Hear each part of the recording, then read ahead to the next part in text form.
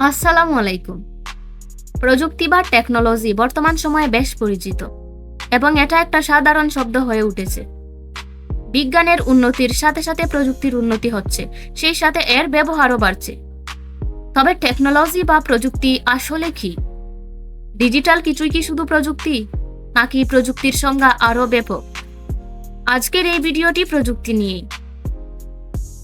প্রযুক্তি কি? প্রযুক্তি বা টেকনোলজিকে অনেকেই ছোট করে টেক বলে থাকেন। প্রযুক্তির সংজ্ঞা শুধুমাত্র কম্পিউটার, মোবাইল, সফটওয়্যার বা ডিজিটাল কিছুর মধ্যেই সীমাবদ্ধ নয়। প্রযুক্তির সংজ্ঞা আরও ব্যাপক। মানুষ সভ্যতার শুরু থেকেই বিভিন্ন প্রযুক্তি ব্যবহার করে আসছে।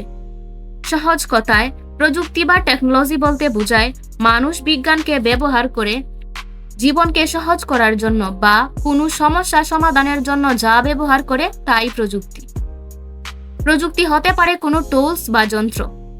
মানুষ বৈজ্ঞানিক ও ব্যবহারিক জ্ঞান থেকেই প্রযুক্তি বা টেকনোলজি তৈরি করে থাকে। প্রযুক্তি যে কোনো টুলস বা যন্ত্র যা ধরা ছোঁয়া যাবে এমন হতে হবে সেরকম নয়, বরং ধরা ছোঁয়ার বাইরেও কিছু প্রযুক্তি হয়ে উঠতে পারে, যেমন সফটওয়্যার বা অ্যাপ।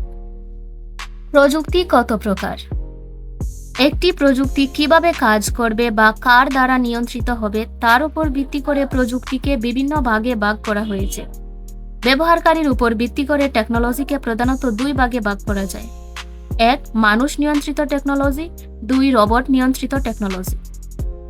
যেসব টেকনোলজি মানুষের দ্বারা পরিচালিত হয় বা নিয়ন্ত্রিত হয় সেগুলো মানুষ নিয়ন্ত্রিত টেকনোলজি, যেমন কম্পিউটার, মোবাইল, যানবাহন, ল্যাপটপ ইত্যাদি।